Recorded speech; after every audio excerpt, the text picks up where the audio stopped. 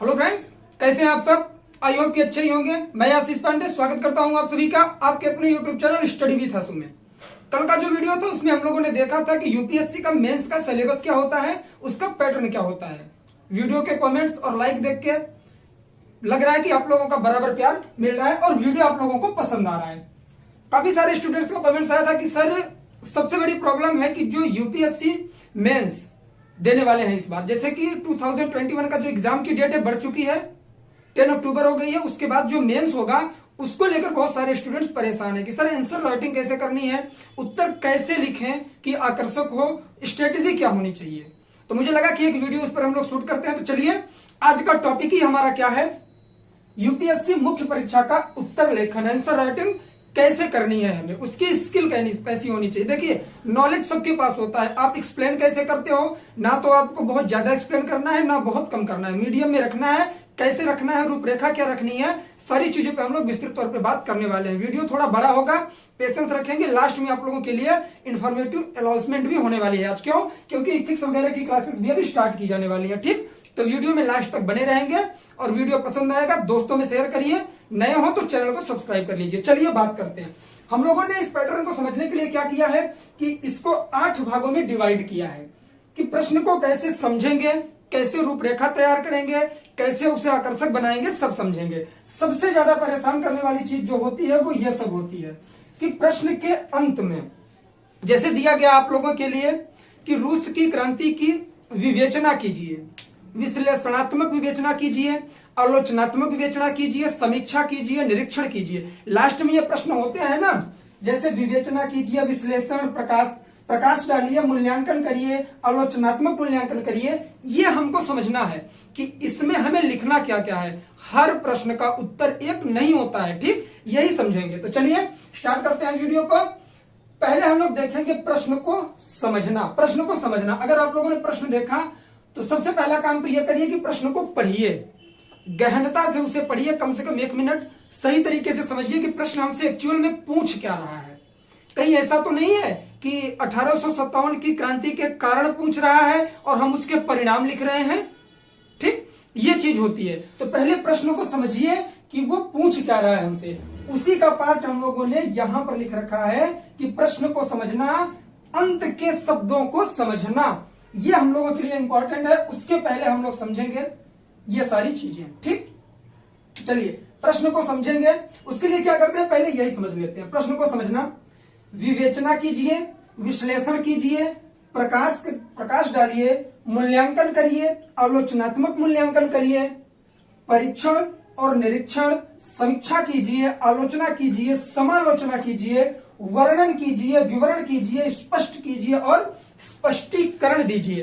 प्रश्न के अंत में ये वर्ड लगे रहते हैं और आप लोगों को यही कंफ्यूज करते हैं कि एक्चुअल में हमें लिखना क्या है और एग्जामिनर के द्वारा हमसे पूछा क्या जा रहा है। तो इसको हम लोगों ने बांटा है 5 पार्ट में। ठीक, इसके 5 पार्ट होंगे क्योंकि इसमें जितने वर्ण है ना, उनमें से काफी सारे ऐसे हैं जो सेम होते हैं, उनका एक ही मतलब होता है, हम लोग समझ नहीं पाते। ठीक, चलिए पहला हम लोग समझने का प्रयास करते हैं।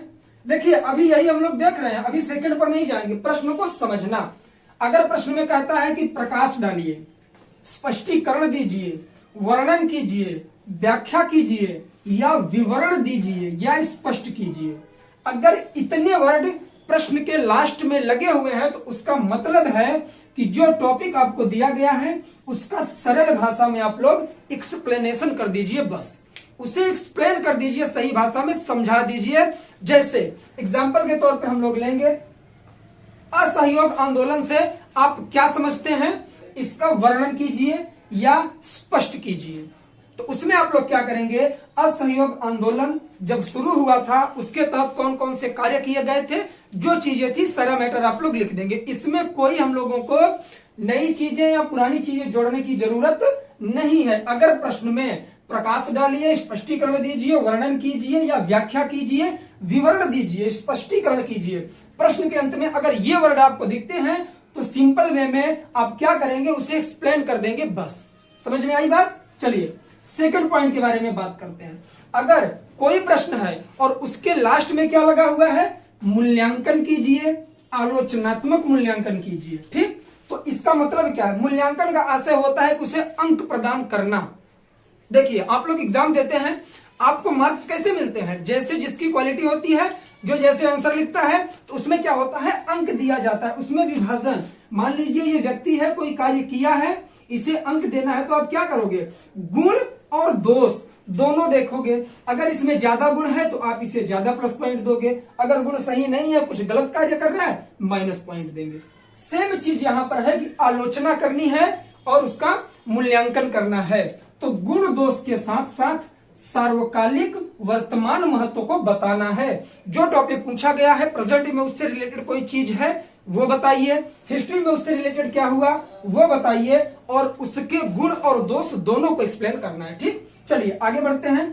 थर्ड पॉइंट आता है, परीक्षण कीजिए, समीक्षा कीजिए, समालोचना कीजिए, आलोचना कीजिए या निरीक्षण कीजिए। अगर प्रश्न के अंत में यह वर्ड लग के आ रहे हैं तो इसका मतलब है कि आप उसे एक्सप्लेन करिए, उसके गुण दोषों को, लेकिन इसमें दोष को ज्यादा वरीयता देनी है, क्योंकि एग्जामिनर हमसे कह रहा है कि इसकी आलोचना करें या फिर समालोचना करें, परीक्षण करें। इसका मतलब है कि उसकी कमियों पर आपको ध्यान देना है और कमियों को ज्यादा से ज्यादा एक्सप्लेन करना है। ये सिर्फ हम लोग बात कर रहे हैं प्रश्न को कैसे समझना है। ठीक, क्लियर हो गया। चौथे पॉइंट के बारे में बात करते हैं। अगर प्रश्न के लास्ट में बन के आता है विवेचना कीजिए या मीमांसा कीजिए, ठीक है, तो क्या करेंगे, विवेचना अगर लिख के आया तो आप उस बारे में लिखेंगे, लेकिन साथ ही साथ उसकी तार्किक व्याख्या देंगे, उसमें आप तर्क देंगे, अपने तर्क देंगे, और जिस सब्जेक्ट से रिलेटेड है उनमें जो पंडित हैं उनका तर्क देंगे आप। ठीक, जो उसके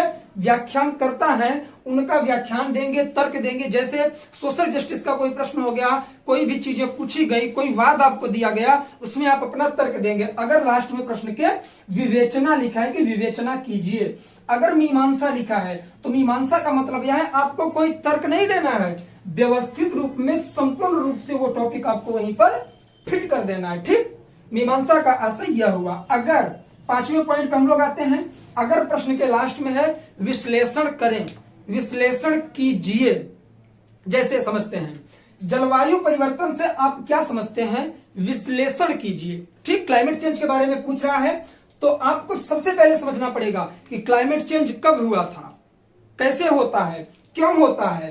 इन सब को आपके माइंड में, देखिए मैंने यहां लिख रखा है ना कि आपके मन में क्या, कहां, कब, कैसे, क्यों, सरल विभाजन ये आ जाना चाहिए आपके माइंड में। अगर विश्लेषण पूछा है कि यह चीज कब हुई थी, कहां हुई थी, क्यों हुई थी, इसका कारण क्या है, इसका सोल्यूशन क्या है, ये आपके माइंड में आ जाना चाहिए अगर किसी प्रश्न के लास्ट में विश्लेषण लिखा है। तो आई होप ये पांचों पॉइंट आप लोग समझ गए होंगे।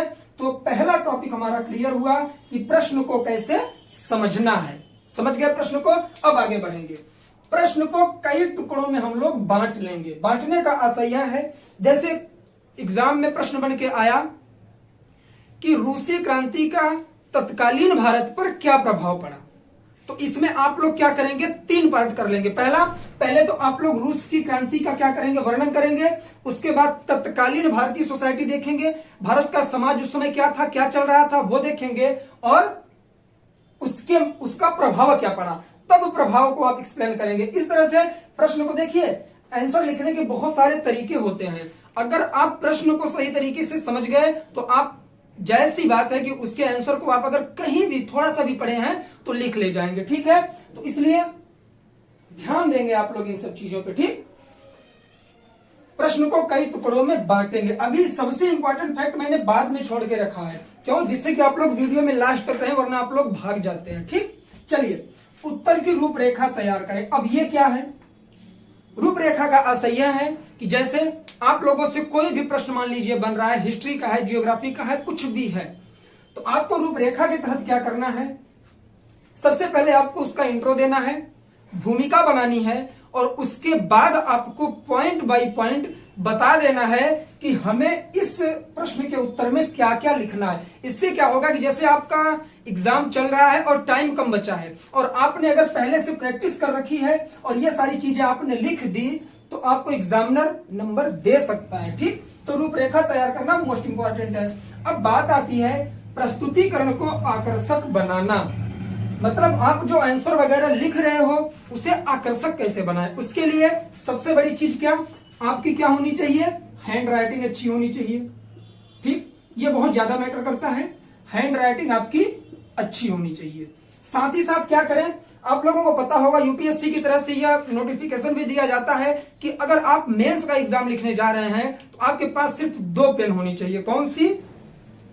ये ब्लैक और ब्लू, 2 पेन आपके पास होनी चाहिए। उससे क्या करेंगे, जैसे आप कोई चीज लिख रहे हैं, लिखने के बाद अंडरलाइन कर दीजिए, ब्लैक पेन से अंडरलाइन करिए, ब्लू पेन से लिखिए। इससे क्या होगा कि आपका जो प्रश्न का उत्तर होगा वो आकर्षक होगा, तो उससे एग्जामिनर का पढ़ने में मन लगेगा, ऊब नहीं लगेगी। ठीक, ये चीज होती है।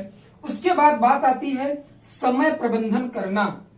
अब अगर प्रस्तुतिकरण के बारे में हम लोग बात करें तो इसमें यह भी कह सकते हैं, जैसे आप लोग पैराग्राफ में लिख रहे हैं तो पैरा जैसे ये होता है, जैसे यहां हम लोग लिख रहे हैं ऐसे ऐसे लिखते चले गए, यहां लिखते चले गए। अब हमें पैराग्राफ चेंज करना है तो जैसे हम लोग एक से दूसरी लाइन में जितना स्पेस छोड़ रहे हैं इसका डबल छोड़ेंगे, जिससे कि एग्जामिनर देखे तो दूर से ही लगे कि हाँ कि विद्यार्थी ने क्या किया है, अभ्यर्थी ने यहां से पैराग्राफ चेंज किया है, वो मैटर आपको अलग ही दिखे।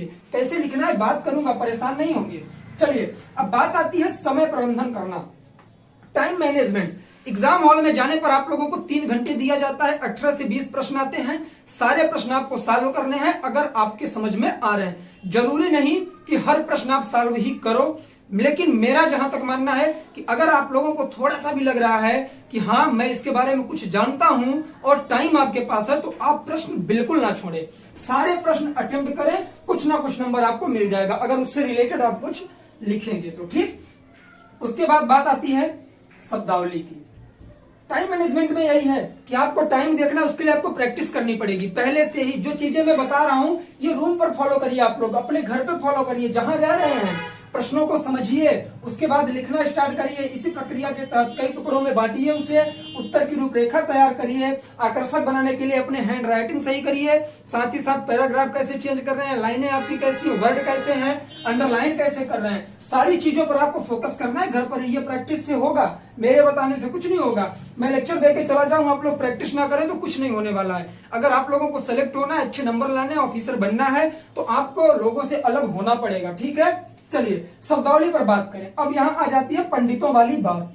पंडित जो मैं बार बार बोलता हूं इसका मतलब ये नहीं कि कास्ट वाले पंडित, जिस सब्जेक्ट के बारे में मैं बोल रहा हूं अगर उसका वह परिपूर्ण ज्ञाता है तो उसे हम पंडित बोल सकते हैं। ठीक, मतलब यहां क्या है पंडितों का, कुछ लोग होते हैं जैसे कि शब्दावली पर ध्यान देंगे, अगर हम लोगों को लिखना है प्रधानमंत्री के बारे में, किसके बारे में, प्रधानमंत्री के बारे में लिखना है, और लिखना है कि प्रधानमंत्री इस समय देश से बाहर गए हैं। ठीक, अगर हम प्रधानमंत्री की जगह वजीर आजम लगा दें, वजीर आजम भी तो सही है, लेकिन आपको शब्दावलियों पर ध्यान देना है। ऐसे शब्द आपको नहीं लिखना है जो एग्जामिनर पढ़े, भाई वो तो समझ ही जाएंगे, बट क्या होगा कि उनके माइंड में चीजें उतना नहीं हो पाएंगी। ठीक है, क्योंकि उनके माइंड में चीजें सेट होनी चाहिए, उन्हें अच्छी लगनी चाहिए। कोई बच्चा भी अगर आपका पढ़े ऐसे समझेंगे कि ऐसा शब्द हमें लिखना है जो न तो ज्यादा बुरा ही हो न तो बहुत स्टैंडर्ड लेवल का हो। ठीक, मतलब मीडियम में सारी चीजें हमें लिखनी है। अब बात आती है, बहुत लोग कंफ्यूज रहते हैं कि सर क्या एग्जाम हॉल में अगर हम लोग आंसर लिख रहे हैं तो उसे पॉइंट बाय पॉइंट लिखें या फिर पैराग्राफ के माध्यम से लिखें। तो देखिए, मैं ना तो पैराग्राफ को बोलूंगा कि यही सिर्फ करो ना पॉइंट को। क्यों? क्योंकि यह प्रश्न की प्रकृति पर निर्भर करता है कि प्रश्न किस टाइप का पूछा गया है। अगर मैं एग्जांपल भी दूंगा, आप लोगों से पूछा गया कि स्वतंत्रता संग्राम में, ऐसे समझेंगे, स्वतंत्रता संग्राम में महात्मा गांधी और डॉक्टर भीमराव अंबेडकर का योगदान क्या था। अगर यह प्रश्न बना तो अब आप इसमें पॉइंट नहीं कर सकते, इसमें आप क्या करेंगे, एक इंट्रो देंगे ऊपर, दोनों लोग के बारे में थोड़ा सा लिखेंगे, उसके बाद पहला पैराग्राफ पकड़ेंगे, महात्मा गांधी के बारे में लिखेंगे। क्या लिखेंगे, ये आपकी बात मैं थोड़ा बता देता हूं। क्या करेंगे, महात्मा गांधी और भीमराव अंबेडकर के बारे में, स्वतंत्रता संग्राम में महात्मा गांधी और भीमराव अंबेडकर का क्या योगदान था। तो उसमें आप लिख सकते हैं कि जैसे महात्मा गांधी थे, वो जो हमारे राष्ट्रवादी लोग थे उनमें अग्रणी थे, राष्ट्र के बारे में बात करते थे, देश को आजाद कराने की बात कर रहे थे। ठीक, अगर भीमराव अंबेडकर के बारे में बात करनी है हमें तो वो जहां ये पूरे देश को लेके चल रहे थे और खास करके ये अग्रणी बने हुए थे आंदोलनकारियों में। उसी तरह से भीमराव अंबेडकर ने दलितों के लिए कार्य किया, जो दबे कुचले लोग थे उनको ऊपर लाने का कार्य किया। तो पहले पैराग्राफ में आप महात्मा गांधी के बारे में लिख देंगे, दूसरे पैराग्राफ में आप लोग क्या करेंगे, डॉक्टर भीमराव अंबेडकर के योगदान के बारे में लिख देंगे, और लास्ट में आप लोग निष्कर्ष कंक्लूजन लिख देंगे। तो ये होता है, अगर प्रश्न में आप लोग पढ़ेंगे समझ में आ जाएगा, दो लोगों के बारे में, दो चीजों के बारे में पूछा गया तो आपको जायज सी बात है क्या करना पड़ेगा, पैराग्राफ में लिखना पड़ेगा मेरे हिसाब से, बाकी आपकी मर्जी। और अब बात करते हैं कि बिंदु पॉइंट कैसे लिखा जाता है। चलिए एग्जाम्पल लेते हैं। 1857 की क्रांति के बाद भारतीय प्रशासन में क्या क्या बदलाव किए गए, ठीक। अब यहां पॉइंट बना देंगे आप इसमें पैराग्राफ नहीं चेंज कर सकते। पहले क्या करेंगे, 1857 की क्रांति लिखेंगे, क्यों हुई, क्या थी, 4 लाइन भूमिका बना देंगे। उसके बाद फर्स्ट पॉइंट से शुरू करेंगे, second, third, point by point, क्योंकि मैंने ये पूछा है कि उसके बाद क्या क्या बदलाव किए गए। बदलाव का मतलब फिर यही हुआ कि यहां से क्या हुआ था, कंपनी का शासन खत्म हुआ, महारानी विक्टोरिया के हाथ में यहां का शासन चला गया। 1858 से लेकर 1947 तक क्या होता है, ताज का शासन चलता है। आप लोग कॉन्स्टिट्यूशन में पढ़े होंगे, अगर आप लोग वीडियो लक्ष्मीकांत वाला मेरा पूरा देखे होंगे 72 लेक्चर, तो कंफ्यूज नहीं होंगे, ये सारी चीजें मैं वहीं का बता रहा हूं आपको, ठीक। तो यही लिखेंगे ना कि 1857 की क्रांति के बाद क्या हुआ कि भारत के शासन प्रणाली में पूरी तरह से परिवर्तन हुआ। अंग्रेजों ने यहाँ के शासकों को, यहाँ के लोगों को लुभावने, प्रलोभन दिए। इस तरह से आप लोग लिखेंगे। क्या किया गया कि काफी सारे एक्ट लाए गए, उन एक्ट की विशेषताओं के बारे में आप लोग लिख देंगे पॉइंट बाय पॉइंट। तो ये हुआ क्या, पैराग्राफ तब लिखना है जब दो लोगों के बीच में, दो व्यक्तियों के बीच में, दो चीजों के बीच में कुछ अंतर पूछा जाए। तो एक पैराग्राफ में एक लोग के बारे में और दूसरे पैराग्राफ में उनके बारे में। अगर पूछा जाए कोई कारण कि इसकी वजह से क्या क्या परिवर्तन हुए या इसकी वजह से क्या परिवर्तन हो सकते हैं, तो आप उसे पॉइंट बाय लिख सकते हैं। अब बात आती है शब्द सीमा की, कि अगर हम लोग आंसर राइटिंग कर रहे हैं तो ये होता है ना कि 250 शब्दों में लिखिए, 200 शब्दों में लिखिए, 150 शब्दों में लिखिए। तो बहुत सारे स्टूडेंट्स ऐसे होते हैं, व्यक्ति परेशान हो जाते हैं कि सर हम कैसे समझ पाएंगे कि इतने शब्द हो गए, या ज्यादा हो गया तो क्या होगा, कम हो गया तो क्या होगा। देखिए जो एग्जामिनर होते हैं वो भी समझते हैं, अगर आप शब्द का जो लिमिटेशन है इससे अगर आप 10 से 20% आगे जाते हैं कोई फर्क नहीं पड़ेगा, 10 से 20% पीछे जाते हैं कुछ फर्क पड़ेगा। लेकिन आपके प्रश्न पर, इस चीज पर वो कब सोचते हैं, जब आपका प्रश्न या तो बहुत ज्यादा छोटा होगा उत्तर, या तो आपका उत्तर बहुत ज्यादा बड़ा होगा, तब वो ध्यान देंगे कि अरे इसने तो फालतू चीजें लिख दी या इसने बहुत कम चीजें लिखी। ऐसा क्यों, क्योंकि जितना एग्जाम में बोला गया उतना भी आप नहीं लिखे हो। तो इसमें डरने की बात नहीं है, कोई शब्द काउंट नहीं होता उसमें कि एक एक वर्ड काउंट किया जाएगा। बस आपको रेशियो लेना है कि हमें कितना लिखना है, 1.5 पेज लिखना है, 2 पेज लिखना है, 2.5 पेज लिखना है, जैसे शब्द दिया गया है। 2-4 लाइन या 2-4 वर्ड अगर आगे पीछे हो जाते हैं कोई फर्क नहीं पड़ने वाला, परेशान नहीं होंगे, चीजें सही तरीके से एक्सप्लेन करेंगे। तो आई होप कि अब सारा चीज आप लोगों को समझ में आ गया होगा। ये वीडियो बहुत सारे स्टूडेंट्स के लिए बहुत कार्य करने वाला है, क्योंकि ये छोटी छोटी चीजें कोई बताता नहीं है कि कैसे हमें एग्जाम में आंसर लिखना है, कैसे प्रश्न को समझना है, किस वर्ड का क्या मतलब होता है। तो आई होप कि ये वीडियो आप लोगों को पसंद आया होगा। इसी तरह से प्यार बनाए रहिए, कमेंट्स करते रहिए। कोशिश करूंगा कि बहुत सारे कमेंट्स आ रहे हैं कि अगला वीडियो सर एनसीईआरटी कैसे पढ़ें, एनसीईआरटी को कैसे समझें, उस पर लाना है। तो मेरा पूरा प्रयास रहेगा कि उसी पर लेके आऊं, क्योंकि हमारी जो गवर्नमेंट स्कीम थी वो छूट रही है। हम लोग गवर्नमेंट स्कीम कवर कर रहे थे, ठीक है। तो जो पुराने स्टूडेंट्स हैं उनको मैं ये सारी चीजें बता चुका हूं एक बार, ठीक। तो कोई बात नहीं, आप लोग भी सही से पढ़िए और अपने दोस्तों को जोड़ते रहिए। उसके बाद हम लोग नई बैच स्टार्ट करेंगे और एक साथ सारे सब्जेक्ट एक दिन में 3 लेक्चर आने वाले हैं आप लोगों के लिए, ठीक। बस आप अपने दोस्तों को जोड़ते रहिए बस, ठीक है। तो चलिए एक बार रिव्यू करते हैं क्या था हमारा पूरा का पूरा मैटर।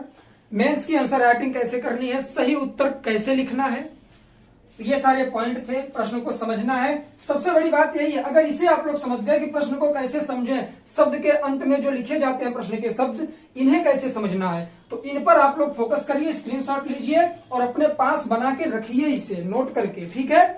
तो आई होप कि आप लोगों को वीडियो पसंद आया होगा। आज के लिए बस इतना ही। आप लोग इसी तरह से प्यार बनाए रहिए, लाइक कमेंट्स और शेयर करते रहिए। मिलेंगे नेक्स्ट वीडियो में, और तब तक के लिए जय हिंद, जय भारत, बाय बाय। आप लोग अपना ख्याल रखें और पढ़ाई लिखाई करते रहें।